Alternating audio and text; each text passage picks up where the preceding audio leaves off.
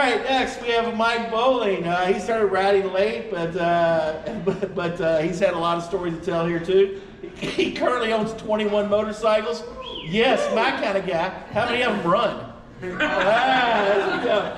And plus he rides about 30K a year. This is going to be Mike Bowling coming down to give us his story.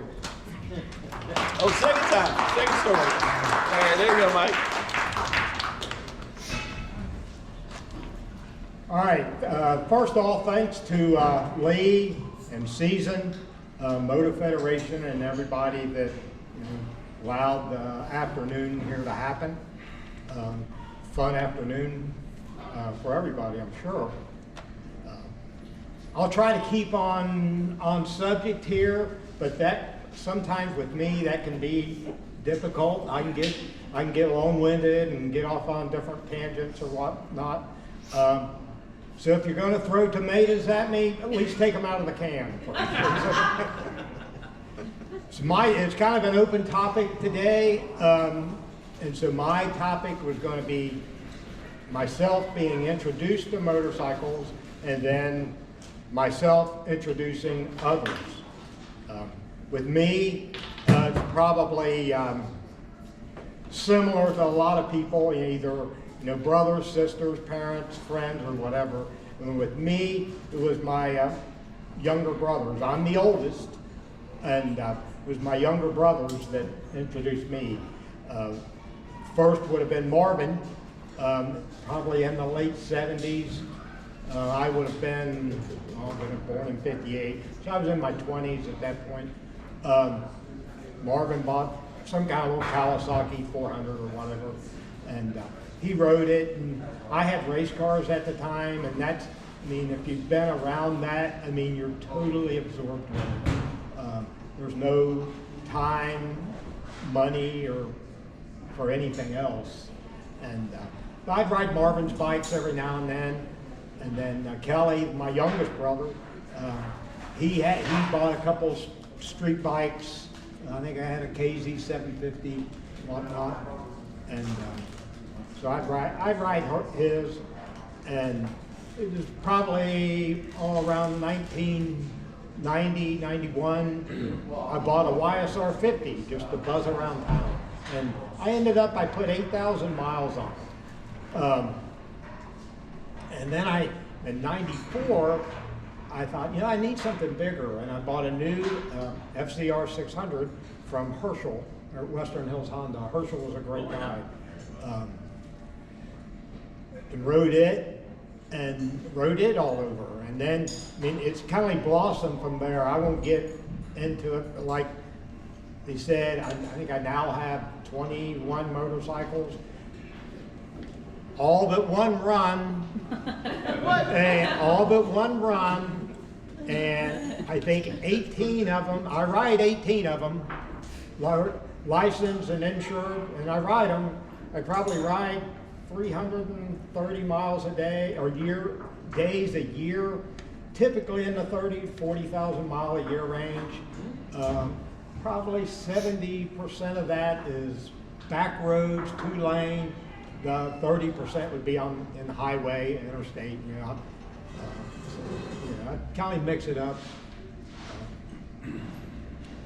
So that that's it's kind of that's how it's grown for me. Met a lot of people and all of that. As far as me introducing others, in 07, it would have been June 07.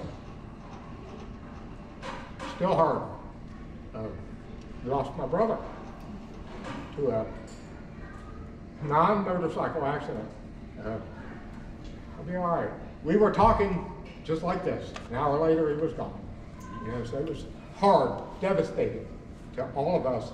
Our family was real close, and especially Mom. You can imagine. Especially mothers, if you've had kids. It killed Mom. And so that whole summer, we were all bummed out. And come September, I bought it. My brother, Kelly, the youngest brother, he bought some kind of new bike. I forget what it was. And he asked me, he said, what are you going to buy?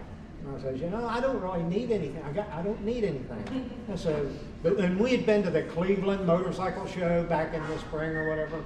And I said, you know, the one, I saw the Ural up there. I said, you know, the one of those Urals might be cool. You know, it's different than one of my other stuff.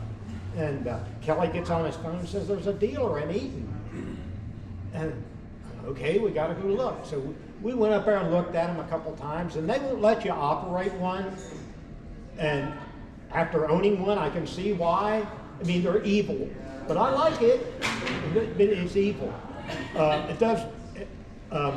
So I buy one, and Mom and Dad. I mean, anybody that knows me personally knows that I was, you know, heavily involved with Mom and Dad.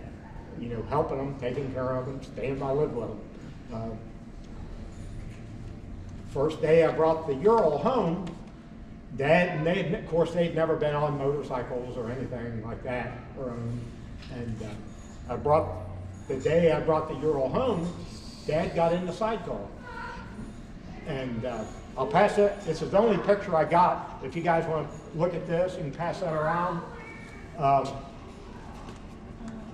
And Dad was kind of a smaller guy, and I'm not real little. So I'm sitting on the bike, you know, and sitting up high, and then Dad sitting in the sidecar. Like I say, he was a smaller person, sitting down in it behind the windshield. Well, it was the first time I had seen Mom smile or even laugh that whole summer, you know. And it was funny, and I tell Mom, or she asked me, you know, after she seen Dad and I ride a couple times, I don't have a picture of Mom, but let me get I got that we could pass around, but I got one here on my phone, if I can find it. Here we are going down the driveway. Down the driveway? Yeah, so Mom's got her little red scarf on, and we went for a ride. And I always said, if I'd never rode the bike again, I'd got my money worth out of it that day. So it was real good.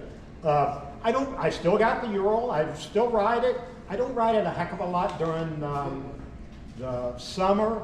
You know, I got my other stuff, but I ride the Ural probably every day nearly through the winter. Snow or ice, and it's about the only thing that keeps me reasonably sane through the winter. You know, it's so I like it a lot. So that's my story with introducing Mom and Dad to motorcycles. Another introduction for me to another was a good friend of mine, Don Spalding. Don was a race car buddy of mine. He'd go racing with us, and Don was a little bit older than me, and Don's wife was younger, and she passed at a young age. He was only 53, and so of course Don was bummed out, bad there for a couple of years, and he knew my brothers and I had motorcycles. And Don, at the time, Don was 70, pushing 70, and he had never owned a motorcycle, never ridden a motorcycle or nothing to that effect. And he come down to the house one Saturday, and I was in the garage working on my race car stuff, and he says, "Look what I bought." And he handed me a brochure. He had bought a new BMW R1200C, the cruiser-ish BMW. And he said, "Go up there and get it for me Monday." He says, "I can't ride it." Okay, so we went up there to the BMW dealer. It's when they was up there off of 747 up there, and I guess that's Fairfield. Rode it home. I told him, I said, "Now Don," I said, "get all your gear, helmet, jacket, gloves, boots, enroll in that MSF course, and take that, and we'll be okay." Well, he did all that and had signed up for the course. Now Don was something. Don had been in the Army he retired out of the Army after 28 years, I think he said. He was a sergeant major, and he had told me he was one of the few at that rank that were still in combat. I wouldn't have messed with Don on my best day. He was something. He still had shrapnel and stuff in his legs from when he'd been run over landmines in Vietnam. I don't know how many times he'd been over there, but it had been a bunch. And so it's, on top of being 70 and his legs not being real mobile, he was concerned with getting his feet up and feet back down to stop and whatnot. And he come down. This a couple months later. This had been in March. He come down one Saturday and about the same deal. I mean, I'm in the garage working on my crap, and he says, "Come up here and get my bike this afternoon and take it down to the parking lot, the Fisher Body parking lot when it was Fisher Body up in Fairfield." He said, "I'll practice." Okay. So I went up later that afternoon and rode it down to his place and had him all geared up. And like I say, he was concerned with getting his feet up. And I said, "Well, I'll be right here to hold you." And he had not yet taken the MSF course. That was going to be like a few weeks and a month later. And he takes off, and he never stopped. He just kept on going. We never practiced, getting his feet. So he's idling around the parking lot. My brother Kelly shows up, and we're watching him. And probably 20 or 30 minutes into it, he's getting faster, and I'm like, "Don, slow down, slow down." And here he comes past us, and he's going over. There was a guardrail over there, a ways, 6 or 8 feet of grass, and then a chain link fence. And I see him headed towards it, and we're running before he hit. And he clobbers into it, and the bike flies, and he flies. And we get over to him, and he's face down, and he went over the guardrail. He's face down in the grass, and I rolled him over, and there wasn't nothing tore off of him, and I didn't see no leaks. And I told Kelly, I said, "Go get an ambulance." And he did. The ambulance comes, and they hauled him to the hospital. And we got his bike home. I mean, all the controls and stuff were tore off of it. And got his bike home. I went to the hospital and got him home. And I thought, sure, they'd break him of motorcycles. But he was a tough old bird. But he got wiser. He bought, I don't know how many small bikes. 250s, 400, a couple Kawasaki's, some Yamahas. I mean, if he's seen something, he bought it. And, then he ended up buying, so he got a little more comfortable on that. We took his BMW back to the dealer. He had insurance on it. It probably wasn't 30 minutes old as far as use. And they fixed it. It was $9,200 damage. It was crazy. And he got to where he took the MSF course, and he got to where he'd ride the BMW and just around town, and he'd come visit me at work, like at lunchtime or something. Yeah, I was working in Sharonville, and he'd lived in Hamilton, and he'd ride down. That was pretty big. Then he'd venture out, and he was scary to ride with. I'm not gonna. It's like, it was, like you'd be watching him in your mirror. And I remember one time I stopped at a red light, and I'm watching, and he come blowing past me, went through the intersection. He never even seen a red light. But that was that first summer, and then the following summer, his boy lived in Eagle Pass, Texas. Right, if you're not familiar, it's right on the Rio Grande. It's 1,400 miles from here. And he said, "I'm going to ride down and see Donnie, his boy." And I said, "Well, Don, take your time. If it takes you a week or 2 weeks to get there, it doesn't matter. And take your time, stop when you need." And he made it down there and made it back. And he ended up, he rode down there 2 or 3 times that summer. And then, yes. And all the while, he's buying more bikes. I mean, and he bought another new BMW, bought an I don't speak fluent BMW. He had a R1200 RT, I believe it was, kind of a sporty sport tour bike. It was awesome. I rode it a few times. Then he bought another one of those 1200C. It had a fairing and stuff on it. Bought one of the one-wheel trailers behind it. I rode it. I liked it.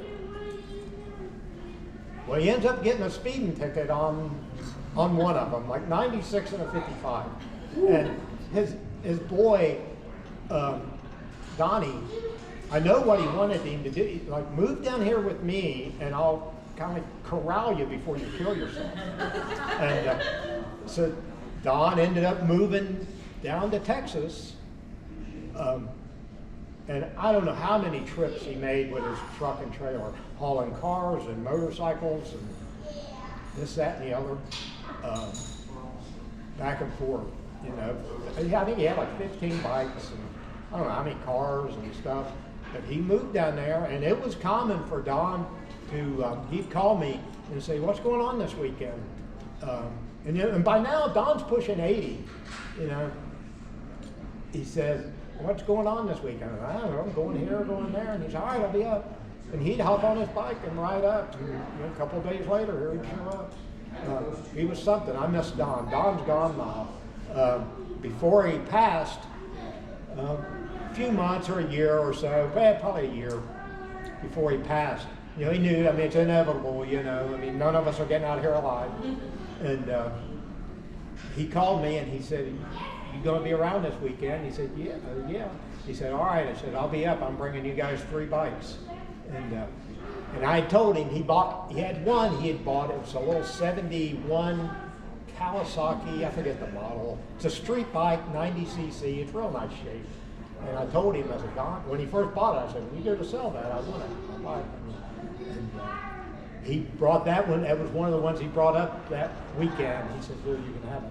So I got it. I rode it a couple times this summer. Just want to thank Mike Bowling again for those stories. Man, those were great. Never underestimate the power of a motorcycle to heal and to bring together people. And you're never too old to start riding a motorcycle. That just tells it right there. And you do end up having a motorcycle you want to give away. I'm sure I can find space in my garage. So Mike, I know you've got a big collection. Make sure that you will me one, especially anything older than 1980. I love those old bikes.